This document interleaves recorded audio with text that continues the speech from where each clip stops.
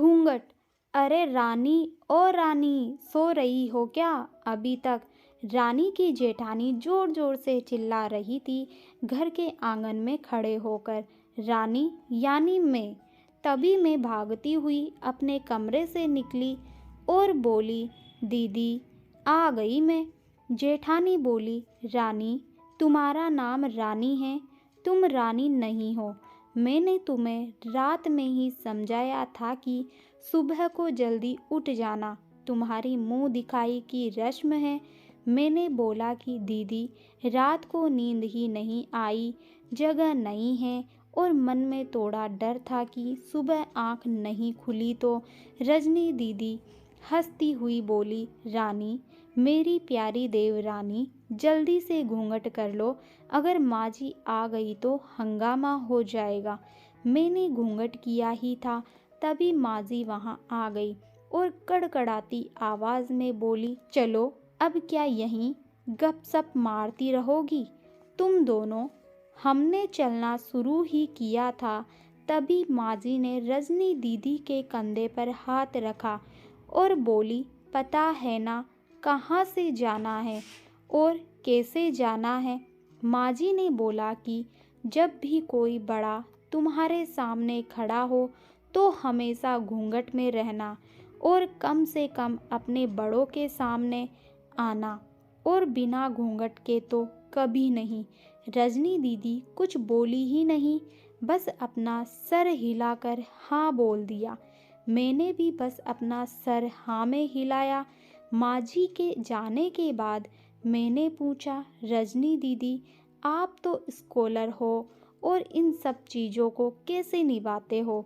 रजनी दीदी मुस्कुराई और बोली कि मैं थारे जेठ जीरे बहुत प्यार करती हूँ, इसलिए अभी तक चुपचाप सब चीज़ें निभा रही हूँ। मैं कुछ नहीं बोली और चुपचाप रजनी दीदी के साथ घर के बाहर वाले कमरे में जाकर बैठ गई। वहाँ पर एक पड़ोस की आंटी जी बैठी थी।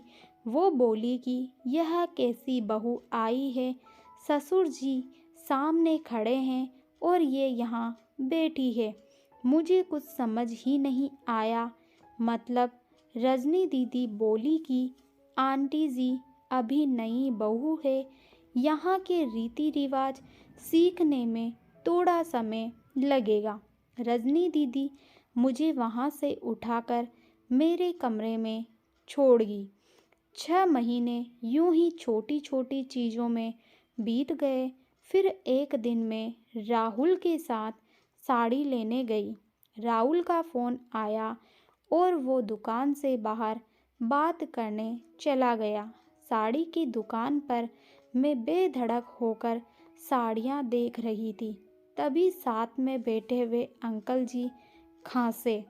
एक बार, फिर 2 बार, फिर 3 बार। मैंने साड़ी वाले भैया से बोला कि भैया इन अंकल जी को पानी दे दो, बहुत खांसी हो रही है इन्हें। अंकल जी भड़क उठे और बोले, क्या बदतमीज़ लड़की है, ये कुछ शर्म लिहाज है या नहीं? इसे दुकान पर हंगामा देख राहुल बाहर से भागकर अंदर आया और अंदर आते ही अंकल जी के पैर छूकर बोले, मामा जी यहाँ आप?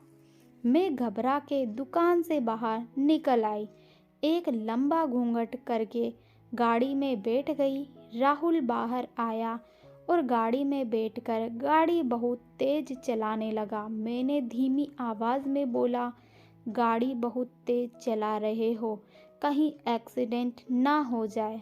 हम घर पहुँचे ही थे, तभी माँ जी जोर जोर से चिल्लाती हुई बाहर आई, देखो आ गई ये रानी साहिबा, खानदान की इज्जत मिट्टी में मिलाकर। तभी रजनी दीदी आई और बोली, माँ जी मेरे शादी को 6 साल हो गए, मैं अभी तक मामा जी को नहीं जानती, ये कैसे जानेगी? माँ जी जोर से चिल्लाई, देखो कैसे चप्पड़ चप्पड़ जबान चल रही है इस रजनी की। कभी राहुल सबकी बात काटते हुए बोले कि माँ ये दोनों सही बोल रही है, अगर ये हमेशा घूंघट करके रहती है तो ये मामा जी को कैसे पहचानेगी। और माँ, आज मामा जी के फ़ोन पर तुमने पूरे घर की शांति को भंग कर दिया है। ये वो ही समाज है जिसने सीता मैया पर भी उंगली उठाई थी। पिताजी और जेठ जी ने भी अपना पक्ष राहुल के साथ ही रखा। माँ जी थोड़ी देर सोचने के बाद वापस रजनी दीदी और मेरे पास आई और बोली कि तुम दोनों को अपनी मर्यादा पता है। मुझे उम्मीद है कि तुम कभी भी मेरा सिर शर्म से झुकने नहीं दोगी। हम एक ही परिवार के सदस्य हैं, हमें हमेशा साथ रहना है। अच्छा वक्त हो या बुरा वक्त, हर सदस्य को अपनी मर्यादा पता है। माजी ने मुझे और रजनी दीदी को गले लगा लिया। तो दोस्तों, कैसी लगी आपको हमारी यह कहानी पसंद आए तो वीडियो को लाइक, शेयर और चैनल को सब्सक्राइब ज़रूर कीजिए और कमेंट बॉक्स के अंदर कमेंट ज़रूर कीजिए।